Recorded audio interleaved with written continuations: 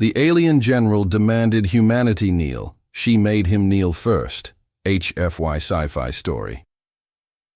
Before we dive in, drop a quick "never kneel" in the comments. It may seem small, but trust me, it helps more than you think and tells me you're standing strong with humanity. Let's begin and see how far this war will push us. Chapter 1. The Demand. The stars above Veyra Prime burned with the light of war.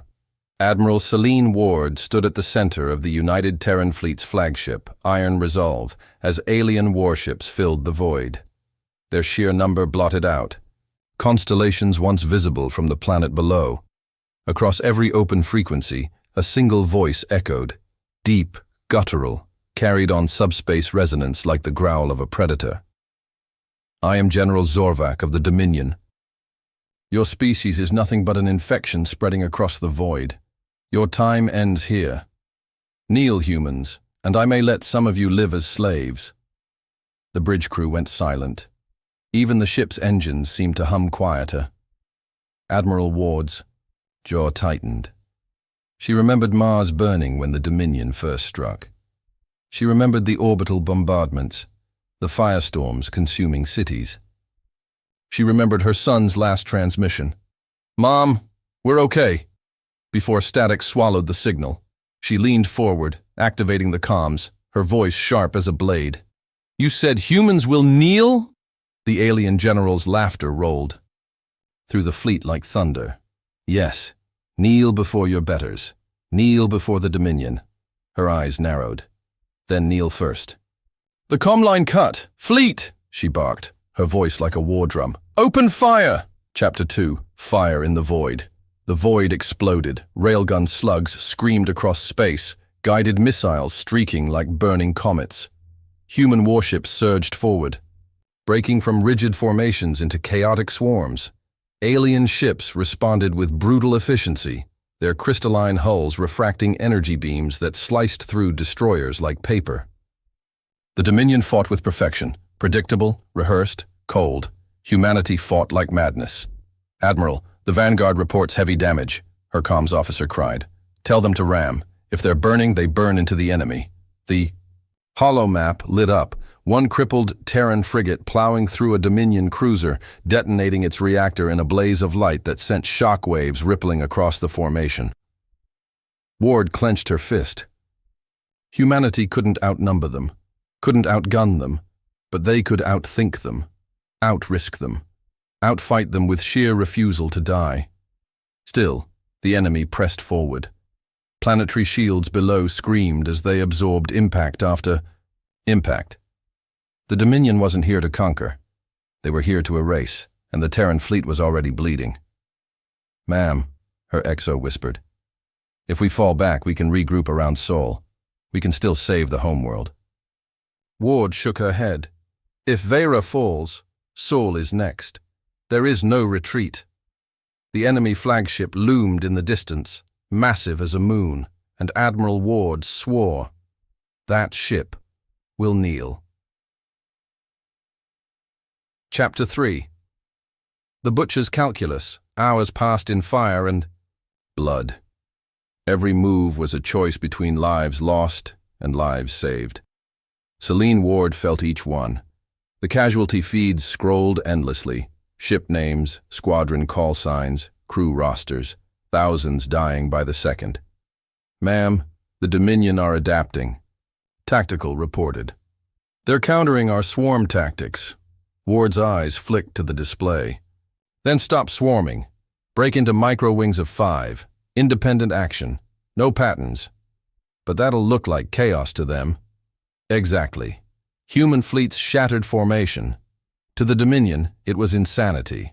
Ships darting unpredictably, feinting, firing, retreating, reappearing at impossible angles. But to humans, chaos was strategy. The Dominion adjusted their algorithms. They always did. But algorithms couldn't predict desperation, couldn't model sacrifice. "Enemy carriers breaking through the line." Ward's lips curled. "Release Thanatos." Dozens of stealth drones activated, AI guided, each armed with antimatter warheads. They shot forward like ghosts, vanishing into the chaos. One by one, Dominion carriers erupted in suns of annihilation. The bridge roared with cheers, but Ward stayed silent, because on the far edge of the battle, the flagship moved. The war wasn't won. Not yet.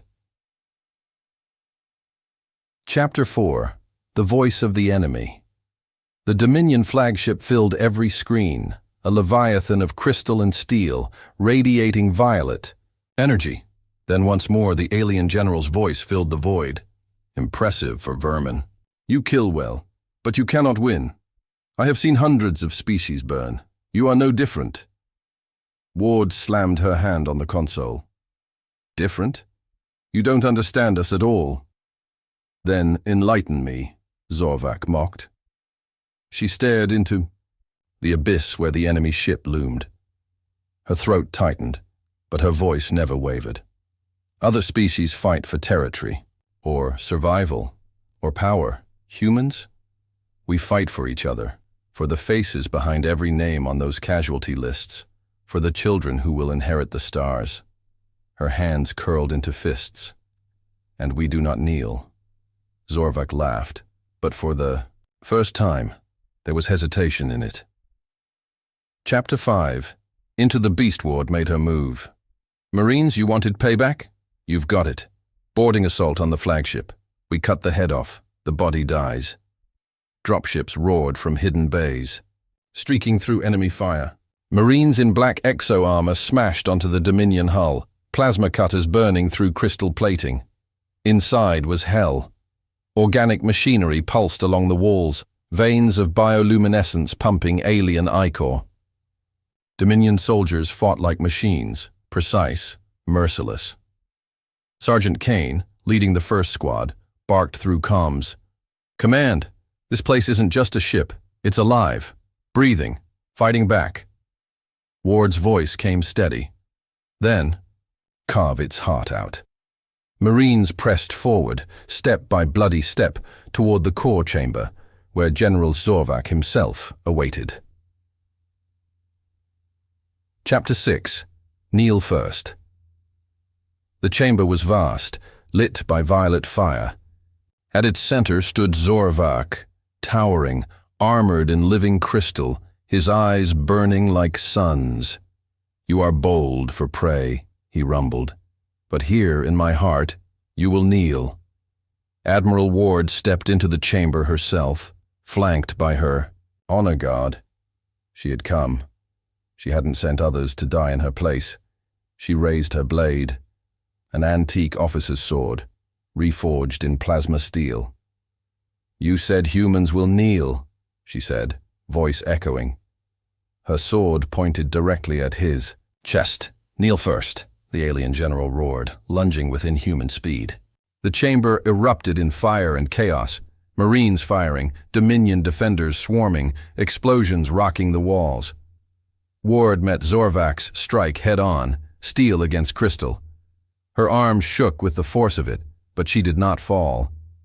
The fight was brutal, primal, two wills clashing, neither yielding. Blood and ichor stained the chamber floor. At last, Ward drove her blade through the alien general's throat. He gurgled, crystal armor fracturing, collapsing to his knees. He looked up at her, disbelieving, and died kneeling. Chapter 7. Humanity stands. The flagship shuddered as its systems collapsed. Dominion fleets across the battlefront faltered, their perfect coordination unraveling. Human ships surged. One final push, one final storm of steel and fire, until the Dominion retreated in disarray. The battlefield fell silent. Ward stood among her bloodied Marines, staring down at the corpse of the alien general. Her body ached, her spirit burned. But her voice, when it came, was clear. Transmit to the galaxy. Show them his body. Show them what happens when you demand humanity kneel. The message spread like wildfire across 1,000 networks to every species that had once doubted humanity. And across the stars, one truth became legend. Humanity does not kneel. Humanity's strength has been tested. but the war is far from over. If you want to see where this fight goes next, hit like, comment, never kneel, and don't forget to subscribe or follow so you don't miss the next story. Until next time, remember, humanity kneels to no one.